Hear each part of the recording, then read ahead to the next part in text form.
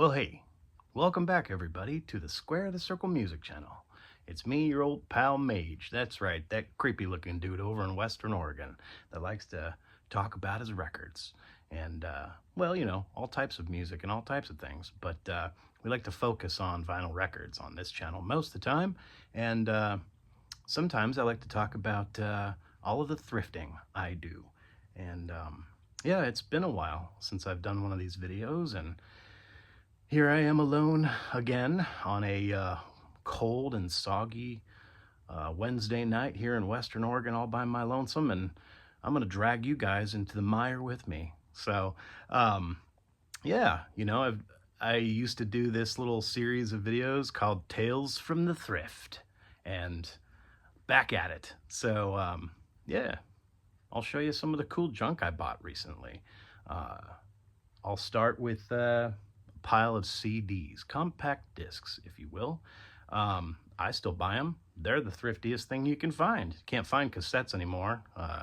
People think they're, kitschy and cool and collectible, and they're still cheap. And yeah, most of the time they don't sound fantastic, but it is kind of fun to have little compact things that you can, put in your truck, or, grab a boom box and take it down to the river or whatever. I had a pretty extensive cassette collection there for quite a few years, but I sold off a lot of stuff. I'll shoot you guys straight. I've mentioned this on my channel before, and so a lot of you people that might have tuned in the past know that, I'm a vendor on the side. I do record shows, and, I've had consignment collections at stores, and I do the thing. I do the thing just like a lot of other people do. So when I go to the thrift stores, ultimately, a lot of times I'm looking if I can get a great bargain on something I know I can flip. I don't see any harm in that or any kind of problem with that. Things come and go. I enjoy things for a short while, and if I, get tired of it or it loses its luster or whatever, I pass it along to someone who will enjoy it, and I make a couple of dollars on the side. It's like side hustle number 3 or 4 that, poor schlubs like me, you just kind of have to have these days in order to survive. So, well, not really, in order to survive, but like this is a means for me to like continue to collect. I also mentioned recently that I had to do a really large sell-off of the vast majority of my collection, like 90% of my collection, for reasons I won't bore you with, but I've, mentioned it before on my channel. But, boo-hoo, ho-hum. Like, I don't care. I'm not one of those types of collectors that like needs to have things all the time. I like to keep a fresh kind of like cycle going through, and stuff that I haven't listened to for months and months that's just gathering dust goes to somebody else. So again, like I was saying, modus operandi for a lot of the reason I go out and hit the secondhand stores, because you can find some really great stuff that you can flip. If you know you're not going to listen to it and you know it's got some value to it, polish it up, put it on Discogs, put it on eBay, sell it at a record show, whatever. It's a fun little game. It helps keeps it keeps the dream alive. Pardon me, it's tea time. So here we are. Let's talk about some of my cool junk store junk. Like I was saying, I still buy CDs. I am not a purist. I enjoy music in every format, and CDs are, again, the thriftiest thing you can buy. And yeah, I'll just get into it. Well, especially with compact discs, primarily for myself, for my personal collection, because again, they don't really have any resale value. Like, they're just worth a buck most of the time, unless you can find some really cool rare stuff. But when I'm buying my CDs, I like to focus on buying like greatest hits albums. I know that's kind of like basic bitch, I guess you could say, of me, but a lot of the times, like, you're getting this thing for a buck. It doesn't really have a lot of cool, like, novel, nostalgic value to it. Not necessarily, that is, unless you kind of like grew up in the 90s and 2000s. But yeah, either way, I like to buy, best of collection albums of groups that I wouldn't normally, drop $25 on a single LP for, like, more than likely just a couple of songs. So I'll get into it here. I found some really great CDs. This is a terrific collection, best of hits of course, the Talking Heads. All of their big slam hits. There's like 18 songs on here. So for $1, and it's in immaculate condition, you know, can't argue with that. Now I can enjoy just the little bits and pieces of the Talking Heads that I like. Not a diehard super fan.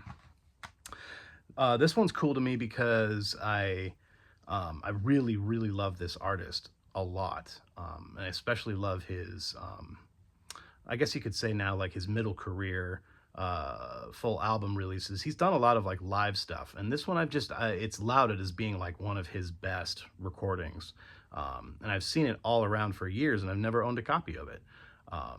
So now I have it and I can enjoy it. I really love Ryan Adams. I think Ryan Adams is a really terrific songwriter.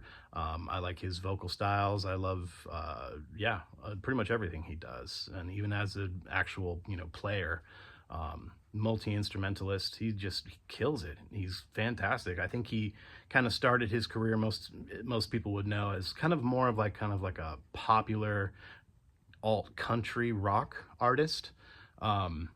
And I think that's what a lot of this era is on this album, but then kind of like continued to metamorphosize into much more of kind of an artsy kind of, I don't really know how to describe him anymore, because he's gone to so many different little like, down so many dark avenues in his career. And like I was saying, I really love his middle career. The album Love Is Hell and the album 29, those are just magnificent albums. But this is one live Jacksonville City Nights with his touring band called the Cardinals.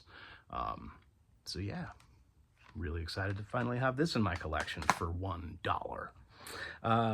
Another, collection of greatest hits by one of my favorite, again, singer-songwriter, just kind of a everyman that everyone kind of adores for his really, poetic and satiristic style of, songwriting and lyrics, and, numerous like film compositions and all sorts of things. And everyone knows how great Harry Nilsson was. So album's just called Songwriter.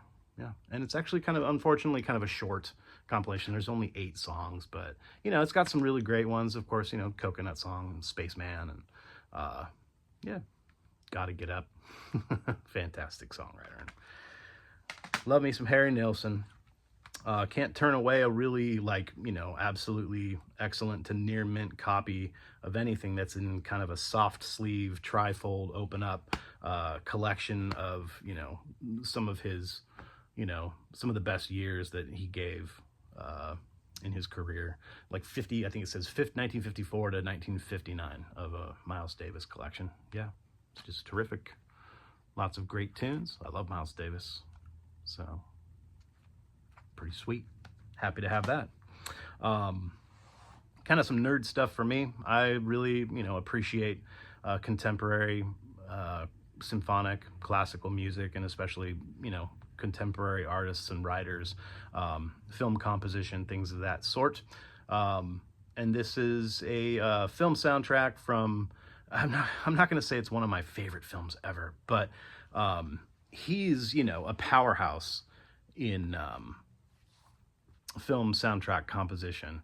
And I actually had no idea that he did the music for this film. And I always loved the music for this film. The music is just a huge part of it for me.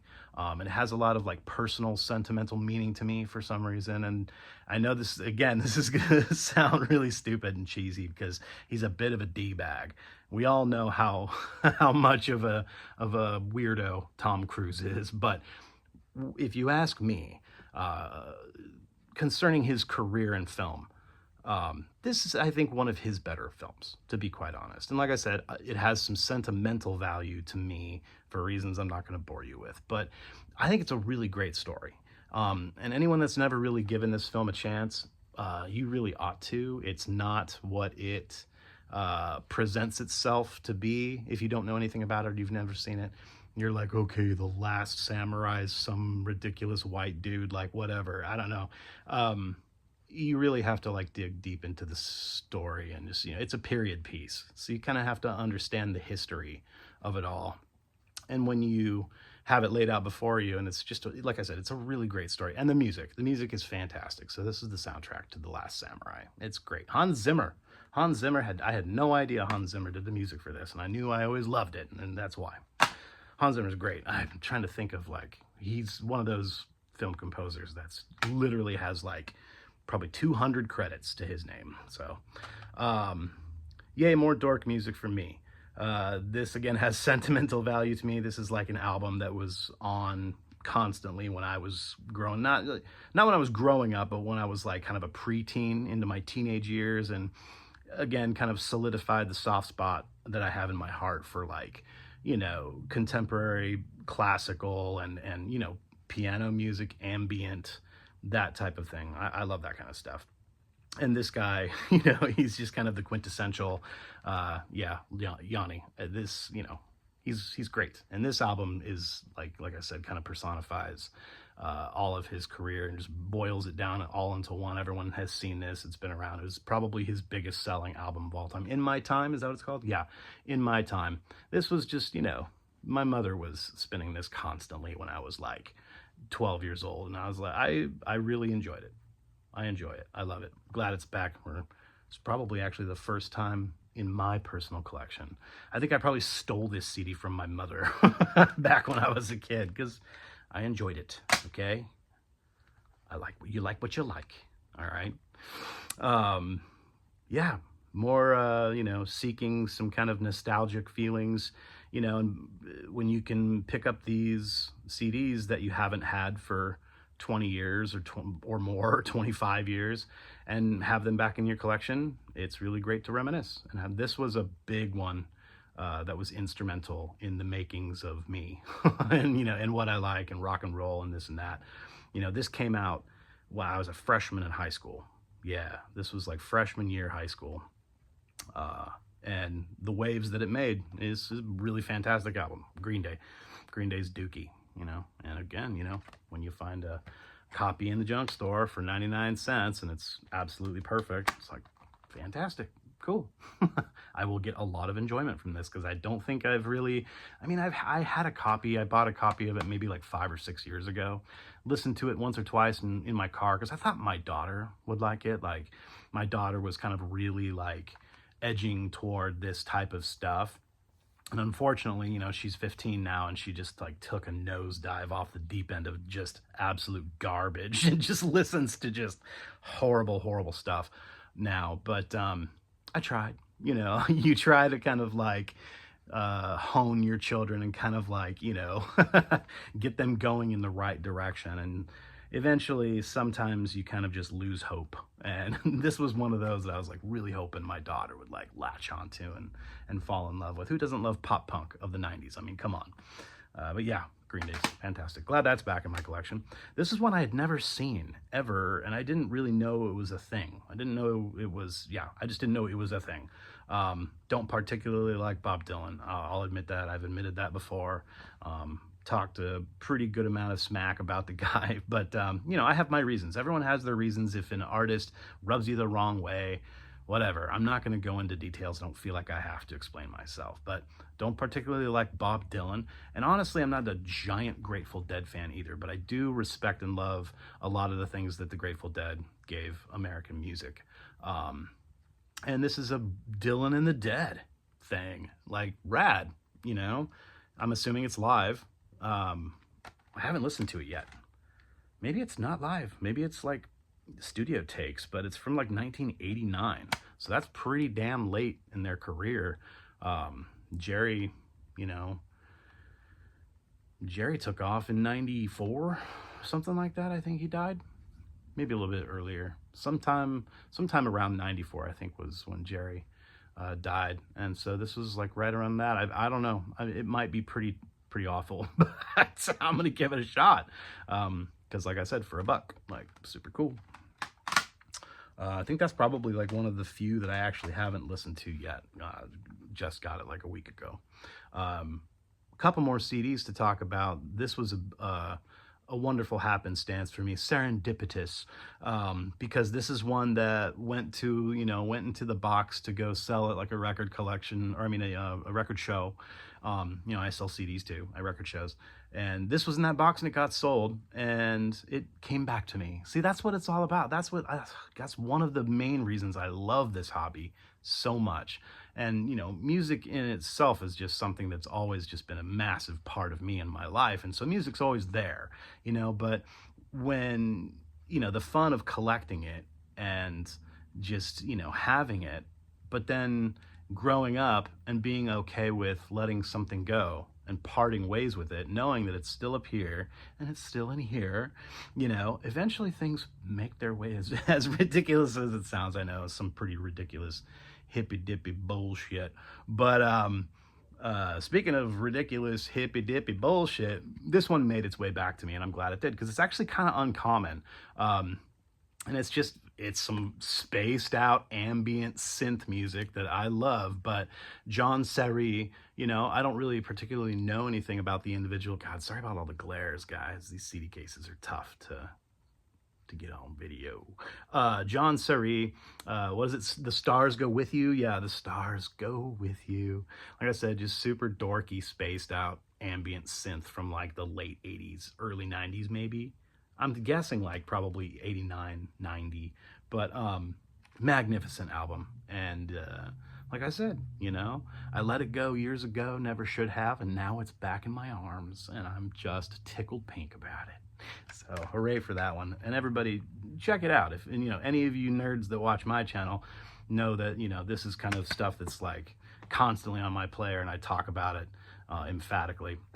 And anyone that likes that type of like ambient, kind of, it is more minimalistic in a sense, but there's some pretty frilly shit going on, because there's a lot of synth and just crazy like let's go to the stars kind of atmospheric vibes. So any of you guys appreciate that type of stuff, you'll love this. John Serry, John spelled Jonn. So yeah, that's kind of a weird one. Last CD I got, again, bit of a happenstance, something that floated away from me a long time ago, and I came across it. Not as uncommon as I thought it was, but pretty cool to see it floating around in a freaking dusty bargain bin in Eugene, Oregon. Because this is, it's an independent release from an indie band back in like the mid 90s that, I don't know, I don't recall them ever making a big splash at all. So just really kind of under the radar indie stuff. This great band called Big Lazy. Anyone ever heard this band? They're magnificent. Check out Big Lazy, likened to, what Morphine was doing in the early 90s, early and mid 90s, that sound just kind of like, of course, upright bass and just really just organic and cool and smoky and like, fuck you, dad, I do drugs kind of thing. It's cool, cool guy music. And yeah, just listen to it. Get on, a music player or whatever, and type in the song Ash Wednesday by Big Lazy. You'll thank me. Trust me. Great band. Great album. So them's my CDs. Fun stuff, for $10. Got all of that amazing music. Hooray for junk stores. All right, guys. I know what you came for. You came to talk about or look at records. So yes, I got lots of 12-inch LPs to show you. That's all I collect here at the Square the Circle Music channel. I don't collect anything else besides 12-inch LPs. So if you're, wanting to talk little 7-inch singles or, anything like that, I don't do that. I don't even buy 10-inch records. They bother me. Like having a weirdo, like 10-inch record filed on your shelf. Like that's the kind of weird, like stuff that makes my butt itch. You know what I mean? It must just be that type of obsessive compulsive thing that I have. I don't know. Not that, my situation is all buttoned up tight. It certainly isn't. But I don't know. When it comes to certain things, like I just want them all to be just like orderly, and look nice. And when you have that little scraggler 10-inch in there, doesn't it make your butt itch? It does to me. And yeah, I don't collect singles because it just, I'm not a DJ, and it bothers me having to like enjoy one tune and get up and flip it and whatever. I understand like why people collect them, and I understand the fun of it, but I'm just not one of those dudes. So, why am I rambling? I'll stop rambling and I'll show you all these neat records I got. All right, big pile of cool records. This is a culmination of probably like, I don't know, maybe like 2 or 3 weeks. Whenever I get a chance, I kind of like, there's a couple that I stop at on my way home from work every now and again, and whatever. Found a couple pockets of some really cool stuff. So kind of took me by surprise, honestly, a couple of these. First one, again, another compilation album, but not a best of by one band, just a true compilation of multiple artists, all hailing from Europe, wherever in Europe, whatever country it may be. But I've never seen this. It's just really cool. The art kind of, takes you back, or, it's kind of striking art. It's obviously some sad scene going on there. We all know about, decades upon decades of war-torn European countries.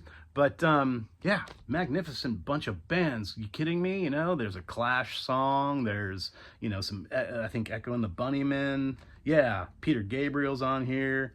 Lots of great stuff. So, the Stranglers, XTC, pretty cool. So, I don't know, just for a comp album that I've just never seen, and it's just got tons of magnificent music by lots of fantastic artists. Can't turn that away for $2. Heck no. Good clean wax. Yeah, again, like all of these, I'm really, I've learned over decades of collecting to be very nitpicky. And, I used to kind of let things slide because I was like, well, the stylus isn't that great of a stylus and whatever else. And I just didn't really have like the knowledge, I guess, years and years and years ago. But now it's like, yeah, I don't even bother anymore. Everything has to be, what you would call very good plus or better. I just won't. I won't bother otherwise. So this was neat. I like getting random stuff that I don't know anything about and have never heard of the artist and never seen the actual record of all the years of digging through bins. When you come across something you've just never seen, you're like, well, I better buy that. And it's fantastic. Bix, so you have to forgive me, Bix Beiderbecke.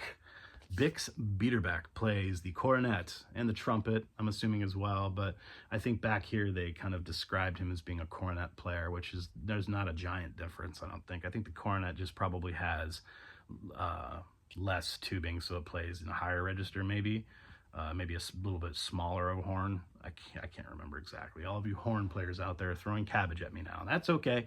But yeah, this guy was prevalent like in the 20s, roaring 20s. So we're talking like, speakeasy, jug band jazz, ragtime jazz. It's really great. And the old school recording of it, and then how it's been kind of like, repressed and, kind of brought up in the mix. And, you can hear things pretty damn well. And hearing all of the, chitter chatter in the background, because it's all recorded live at clubs, obviously, and hearing like a waitress drop a tray of glasses in the background and stuff like that. It's really cool.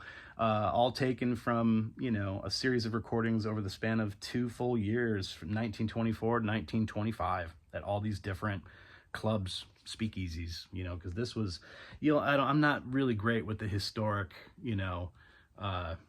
all the dates here in America when what's that called, Prohibition, during the Prohibition era, when specifically that must have been from the mid to late 20s through the early to mid 30s, I think. So I don't know if this was during Prohibition era or if it was pre-Prohibition era. Either way, neat stuff. It's fun to listen to. This one I bought for the cover art because I'm a bit of a perv. No, I'm just kidding. I mean, it is neat cover art. And honestly, when I bought the cover art, or when I looked at it, I was like, oh, cool space theme, I wonder what it's all about. And I open it up and I look at it. I'm like, this is kind of bizarre. I don't know what it's going to be, but then I look closer and I'm like, oh, that's the little little bit of eroticism going on there. I didn't really notice it at first because I thought it was just kind of like a planetary scape kind of thing going, and then you're like, whoopsie daisy, there's a little nip slip right there. Fun stuff. This is just like, it's just disco funk from the early 80s. It's rad though. Companion. I don't listen to disco. I don't listen to dance music, but I don't know, when it's $2 and it's not shredded, it's in perfect condition, it's fun to just jump off the deep end and just explore things you don't know anything about. So, you know, this is all, you know, stuff done by a guy named Boris Midney and Catherine Meyer. Wrote everything. There's different players and singers that like make appearances on here and perform, but it's disco dance music. But I've spun it. It's fun and it sounds amazing. Really great production. Like, you know, a lot of that early 80s dance music, it kind of had to. It really had to pop, you know, and it's really bright. But it sounds fantastic. It kind of like, you know, it's more funky than it is disco. So kind of like, you know, that's how I kind of justify it. Companion. It's just the self-titled, produced by Boris Midney. Cool. Yeah, some more naughty stuff. There's nothing wrong with a little bit of, you know, cheesecake in your collection. When you find, you know, pristine cheesecake records, you're obligated to buy them. It's just kind of the way it is. And like I said, I'll just flip this to somebody for the kitsch value of it. And people love this kind of stuff. What is it? Naughty songs for nice people. You know, she's a sweet lady there. Pretty excellent cleavage. Right on. Like I said, nice and clean, great luster. The vinyl's immaculate. So it's like, I don't know. Gotta have a little bit of cheesecake in your collection, right? Fun stuff. This was amazing. I couldn't believe I found, well, I mean, it floats around. It's not that rare, but it's great. And again, like I said, when you're a guy like me and you really appreciate contemporary, symphonic, classical, you know, film composition, that type of stuff, and especially because, again, this film, it is just an absolute classic masterpiece of you know, American film. I remember seeing this when I was in high school, and it really, you know, just like everyone, it really rocked me to my core. It shook me up pretty good. And I think I'll still consider this to be my favorite expression of, you know, wartime, you know, film. It's not like a filmography. It's obviously, you know, it's an actual, you know, Hollywood blockbuster film. But it's just the best story, and it just, man, it just unravels you and tears you apart. What a great film. The Deer Hunter, of course, soundtrack for The Deer Hunter. But really great because, like I said, guys like me that appreciate, not that I appreciate it more, but I just really love and appreciate symphonic music, that this is a true, not the music from, it's like the true soundtrack. So you get, you know, the track listings as the movie is, you know, being presented to you. So it's like, these are like traditional songs, like from Russian composers, you know, none of the real big ones. You don't see any, like, you know, Shostakovich or whatever his name is, Stravinsky or anything like that. No, it's because like the opening film, or the opening scene in the film is like, you know, the wedding. So you have all that wedding music, and then there's like, you know, some holy hymn, Russian Orthodox music going on. Troika, Kachuska, blah, blah, blah, blah, blah. But then it kind of goes and gets darker and darker with this, you know, soundtrack, as, of course, you know, the boys go to war and this and that. So this doesn't have any of the like pop, you know, pop hits of that era, early 70s, you know, late 60s, early 70s, when they're like singing in the bar and stuff like that. None of those songs are on here. It's all tried and true, just, you know, the actual original soundtrack. Anyway, I'll stop rambling about that. Amazing film. Great soundtrack. Couldn't believe I found a copy of that in a bargain bin. Here's something more common, I think, to bargain bins, which again is not one I've ever seen, but whatever, it's not that big of a deal. But I appreciated the photography and the color scheme and just kind of the layout, and it's beautiful. And everyone should know things about nature, and you should know what your local bird songs are. Pay attention to the birds, everybody. It's exactly what you think it is. It's literally just kind of like descriptions of, popular local North American birds and their common bird songs. But it's really great to have this wonderful fold out with all the illustrations and the descriptions of how you can even make these sounds yourself. It's great. I love this kind of stuff. Educational music, sorry, no music involved. It's actually just an instructional thing for how to do birding. Pretty cool. I don't know. I think that stuff's neat. This was a really cool find. It's kind of like a mixed bag when you're digging and you see just all this random, kind of early mid 80s stuff, late 80s stuff. It all kind of just all looks the same. A lot of the art themes and just a lot of the stuff is all just kind of like a mixed bag. You never know what you're getting, even when they have like big hair and mascara, and you don't know if you're getting like some, glam metal or if you're getting some other wild shit, you know what I mean? And then when I actually opened it up and looked at all the inserts, I was like, oh, sick. This is like an indie band from right up the road. I think it was recorded in Corvallis, Oregon, but I think they were a Portland band. They're called Go 90. And like I was saying, that typical kind of like mid 80s to early 90s, with the hype sticker there, just really cool. These guys were local to where I'm at here. I mean, like I said, just up the road. I'm in Eugene, Oregon. So that's, about I'd say about 120 miles, give or take, 115, 120 miles just up the road. So this is cool to find. This is like early to mid 80s, I think 84. Yeah, 1984, and it has this leaflet of like, write-ups that they got like in the Willamette Weekly, magazine for, stuff, and just cool. Just like a promo deal that they were giving out to, records or radio stations to kind of like get themselves known. It's really, really good. It's just it's new wave. It's new wave pop, but it's not pop. It has far more elements of actual like kind of like roots rock, like blues rock and stuff.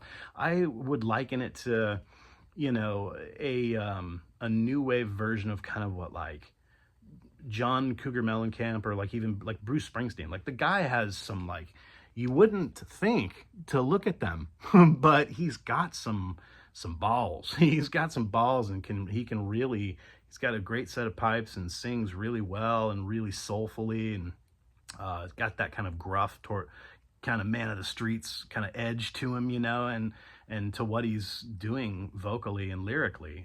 But the music is more kind of aligned with like the synth pop that was kind of coming out in this era. I don't know, really great amalgamation of all those kind of things stylistically. I know I kind of like just kind of barfed that all out at you, but that's kind of like what you're getting here. You're just kind of getting a really like, colorful mixed bag. Fun stuff. This was probably one of the biggest scores I've had in long time. Real long time. Not necessarily because of what it is, but just strictly because of like its resale value. It actually has a pretty high resale value, and it's absolutely mint. Because these are albums that people don't care about. I love this music. I grew up in a family, in a household that was, this was important stuff. That my mother and father, especially my mother, made sure that we were exposed to this type of thing. This was her type of bag, but this is the soundtrack. It's a double disc soundtrack to the popular stage. I'm not sure if this is the actual stage performance or if it's like the original cast performance. They do different ones. Anyway, that really popular Broadway show, everyone knows about it, Les Miserables. But yeah, like I said, double disc, it's absolutely mint. The sucker, like, people pay like $70 for this shit, $80. I've seen it listed for as high as $100. Really great. I don't know. If y'all don't listen to a little bit of musical theater, you gotta get some in your life. Especially, of course, Les Mis. It's like, lauded as being probably one of the greatest stage, shows ever written. Here, okay. This is when I have them all mixed up in here, but at one point in time, like it was like 2 or 3 weeks ago, I found this like insane chunk in a used box, $2 a piece. These were all $2 a piece, and I could not believe it.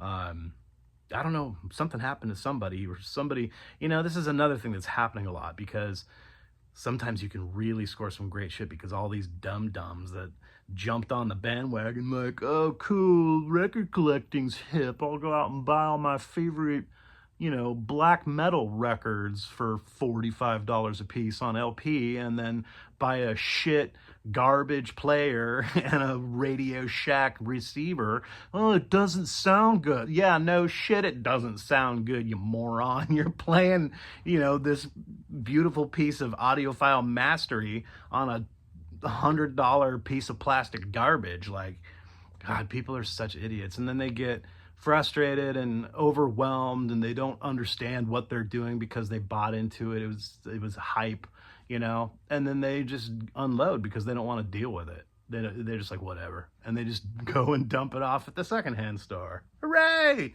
So morons like you and I can go and get these cool records for $2 a piece. And boy, this is great. I had never seen this. Come to find, I had to research it because I was like, what? I'm not sure I've ever seen this. I know of them, but I didn't know that I had never seen like this cover presentation. But yeah, everyone knows about Warsaw. But the album, I always want to say An Ideal for Living, but that's the song. That's the song on a Joy Division.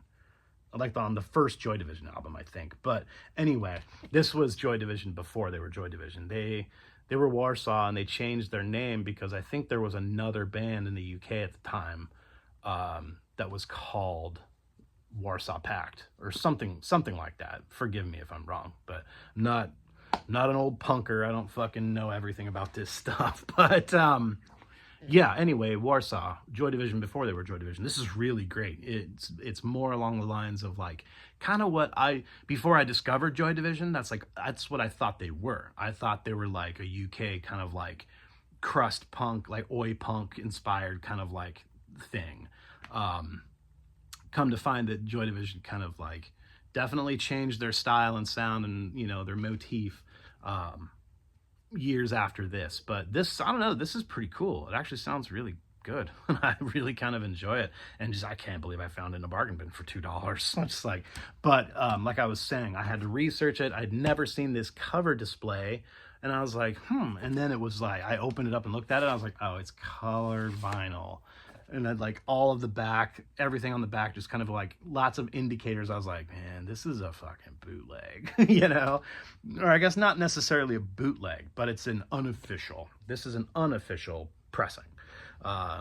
So that's why I have never seen it before in this format. But anyway, it's really, really great. Worth a listen. Yeah, the opening track, Inside the Line, man, cool song. Honestly, this is kind of like, this aligns with more of the punk sound that I can kind of like get along with.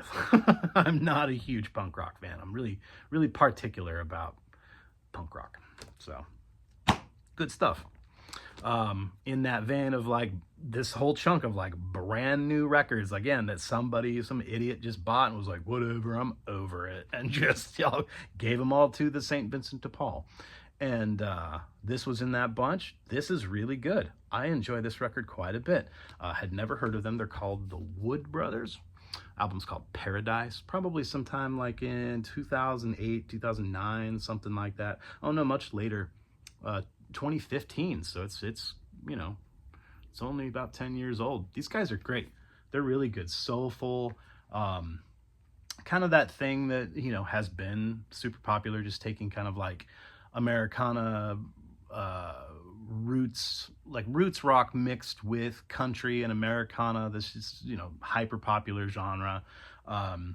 Everyone's kind of doing it a little bit differently, but mostly it's all the same. But these guys, it's like same but still new. I don't know. Like I said, Really great, just kind of like blues, Americana, country roots. It's just roots rock, you know, along the same lines of like what the other brothers, the Black Crow brothers. What's their names? Can't remember, but yeah, very like, you know, Black Crowsy. Lots of harmonica on this album. Yeah, I actually really enjoy it. It's really great.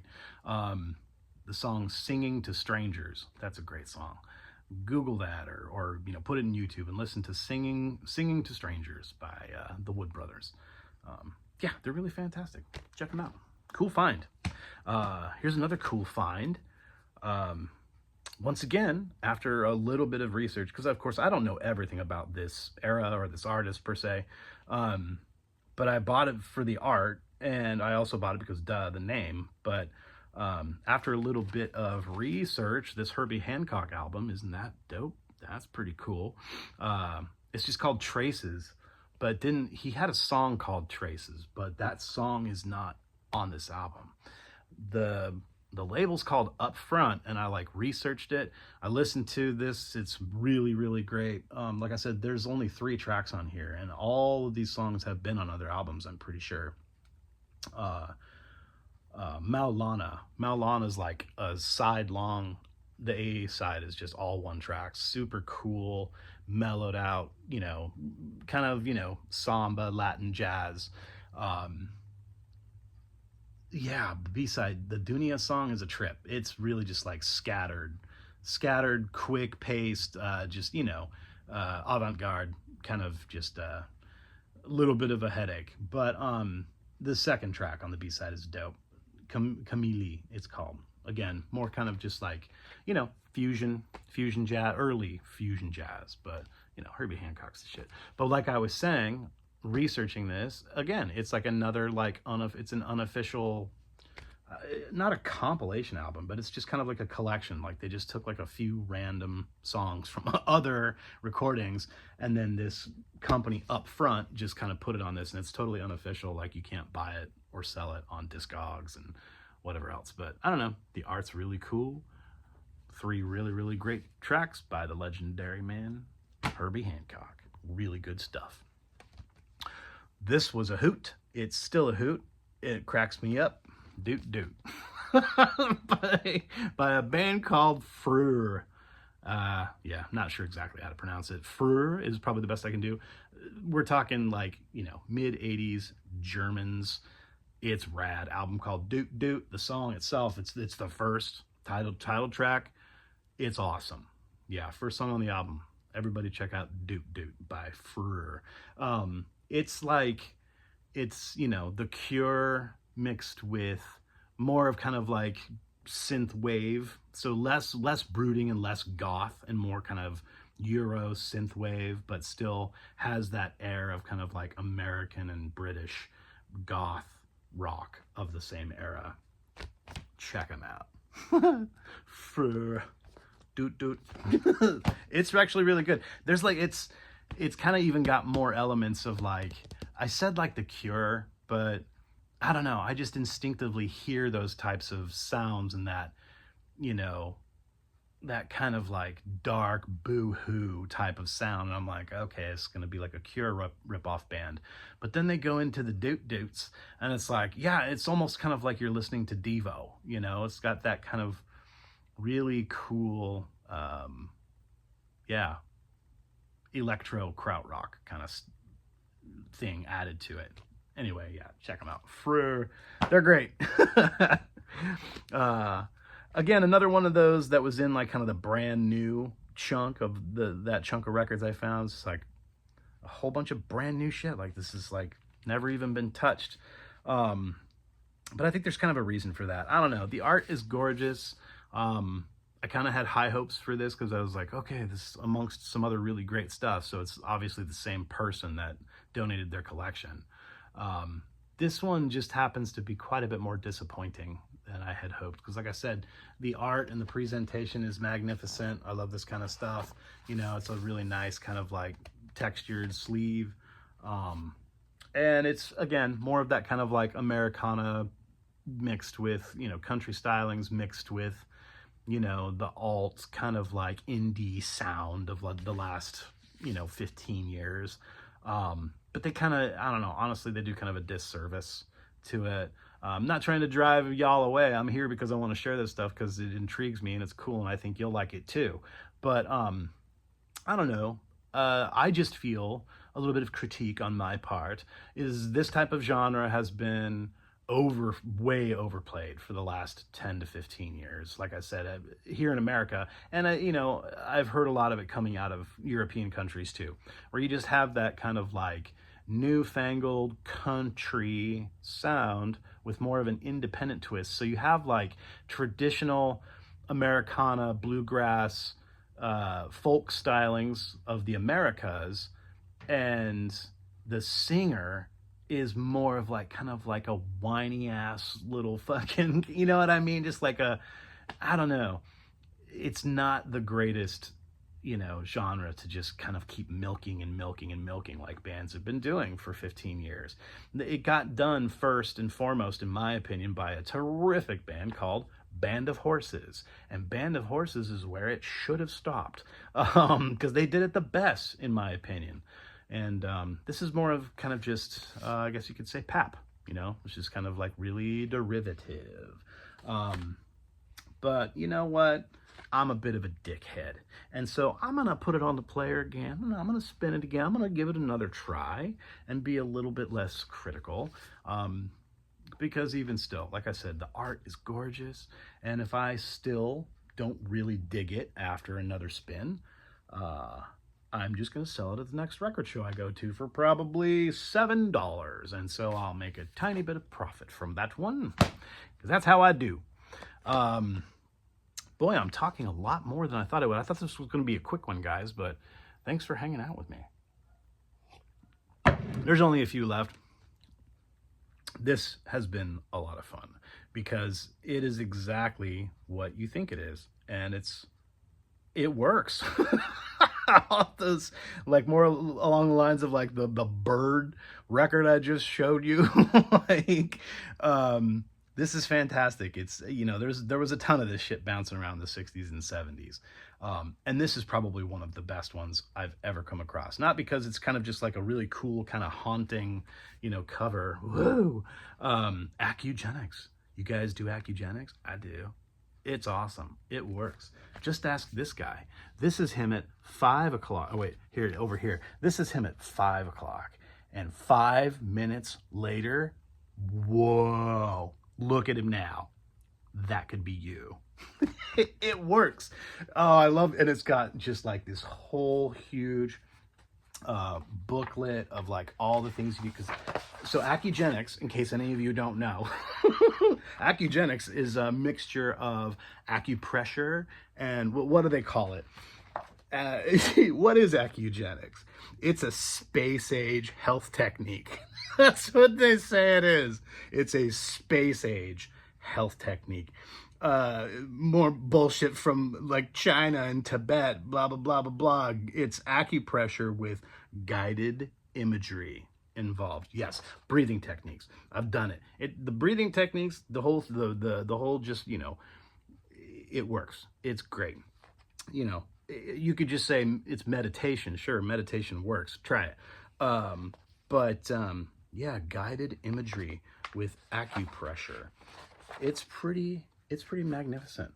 So, yeah, everybody, work on your Acugenics. Cool. Here's some more of that stuff that was in the new fresh pile that the chunk that I got. And some dum-dum just was like, yeah, like I said, I'm gonna go buy all these cool records to show my friends that I'm fucking hardcore and this and that, and then they just donated them all. This is not great. Yeah, I listened to this. I dropped it, and I could barely make it through the A side. And it was kind of a bummer too, because Southern Lord is a really fantastic label. I think out of, I want to say Atlanta, or maybe like out of Alabama or some sure Georgia maybe or some shit. But Southern Lord's rad. They're notorious for all kinds of really fantastic, you know, kind of, you know, metal and just, you know, edgy music, you know, like who's on Southern Lord? I think Ohm did a few albums on Southern Lord, and the band Thou is amazing. Anyway, so this is a Southern Lord band. They're called Twilight, and yeah, it's exactly what you think it is. It's just black metal. It's not particularly great. Again, not trying to be an a-hole. I'm just saying, not fantastic. It's just kind of dude, it's like the singer, it's just like really like low guttural like beast noises that it literally just sounds like there's a hog being strangled in the back of the room. Kind of thing. It's like, what the hell is going on? Anyway, that's Twilight, self-titled album, not fantastic at all. That'll go in the for sale box. Probably get $5 for it. We'll see. Another one in that pretty chunk of metal. This one was much better. Really cool, actually. Love the art. What are they called? Amnility. Amnility. Check out that freaking cover art. Pretty rad. Definitely more up my alley as far as metal goes. I'm really not I mean, I love metal, but I'm more, I'm, again, very particular about my metal. And metal these days is just, again, kind of more just kind of like cookie cutter, refined, kind of obnoxious, to be quite honest. If it's, it's just kind of that like macho shit if you're into blast beats and just like who can play the fastest and who, like, I don't know. I'm not really into that whole thing. But this is a little bit, there's a lot of thought put into this, and there's a lot of creativity and a lot of like nuance and a lot of like, there's some really poignant, very musical, very haunting moments. There's a really great intro on here that goes on for about 3.5 minutes. Some really great synthesizer work. And then of course they nail you with the blast beats, but it's just, this is, reminds me of like the era of, remember that band Avenged Sevenfold? This is all instrumental. I think, no, there's definitely vocalizations on here, but they're few and far between. It's kind of like you're getting far more just like instrumental music and then just kind of like accentuated with some, some crazy, metal vocals. But more tolerable, I'd say, than the beast grunting, the beast gruntings of the band Twilight. But yeah, anyway, freaking cool band. A little bit older, I think, from like, back from 2016, not that long ago. But yeah, I appreciate this type of metal. Don't listen to it all the time, but hell, I'll needle drop it again. Probably end up selling it at the next record show, but still pretty cool. Pardon me, you guys, while I boop you on the nose. I got a notification I have to close. I always forget to silence my notifications before I do these silly videos.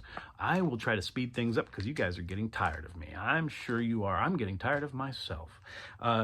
Always great to find some classics in the used bargain bins for I think I paid $3 at a Goodwill for this, but can't turn away a copy of number 4. Heck no. Love Led Zeppelin. Love this album. All the big hits. Black Dog, and of course, Misty Mountain Hop, When the Levee Breaks. Yeah. Great copy of this. So for me, for $3. Pretty cool. Another one I can't turn away if you see a really, really shiny, great copy of this. Again, it's a classic. You just can't, you're obligated. You're obligated to buy these records if you see them for for as little as $3. Because, yeah, a great, super duper shiny, clean copy of Deja Vu goes on, down in the annals, in, the history of, great American music, and one of the best album presentations, in my opinion. I just love this, the embossed gold and the super, super high texture with the photograph, and I think it's just absolute beauty. Definitely massive inspirations for, alt-rock bands of the 90s. Down the road, you can tell that Pearl Jam got a major amount of inspiration from this when they decided to do their third album release on vinyl, Vitalogy, back in 1994. This is no big deal to anybody but me. This is the kind of, again, the kind of the nerdy shit that I'm into. But this artist is fantastic. And I've had this album before, sold it at a record show probably 5 or 6 years ago or more. But now it's back in my collection, and I'm happy about that. This artist normally was doing releases on the Windham Hill label. This one was actually not a Windham Hill release. I'm not sure. Music is Medicine is the name of the label that Scott Kosu put this record out on. What's it called? Still Moments. Super cool art. Love that art. Isn't that magnificent? Scott Kosu. Really fantastic minimalist ambient piano stylings. Again, more nerd stuff that I love. But this guy is one of the big heavy hitters, heavy weights of of tinkle tunes. I love tinkle tunes. So yeah, that's fun to have back in my collection. This is going to conclude our stupid little episode tonight. Everybody, thanks for tolerating me and hanging out. If you haven't already, just like turn this off many minutes ago. Thanks for hanging out to the bitter end with me. But this was my junk store excursions for the last 3 or so weeks. One of the coolest finds, I think, definitely one of the coolest finds, not just because it's absolutely in mint condition. It's like, who would donate this record? This is a really great record. Super cool. A band called Black Market Brass. And the album is called Undying Thirst. This is some really wicked cool instrumental funk. Really great, wicked, deep, sticky, stinky funk. Like, yeah, roots funk. You know, it's a throwback. So this is a modern group. I can't find a release date on this, but it has to have been in just probably the last 10 years. But yeah, really great. Like I said, rootsy, like funk mixed with Afro-Cuban feels, and just like even some more kind of just strict jazz moments, like, you know, throwing it back to like what, you know, just the 70s, bruh. The mid 70s with like your Tower of Power and your War and all that great, like I said, icky sticky funk coming out of the 70s. Like, this is just taking that to a really cool place. Modern day Black Market Brass. Yeah, really great band. Really great album. I'm going to keep this one around because I really enjoy it. And of course, the art is wicked cool too. So that's enough of me for the evening. That's all my neat junk store stuff. Love you guys. I'll see you next time. Yours truly, Major from Western Oregon. Keep them clean. Peace in the crease, my peeps. Goodbye.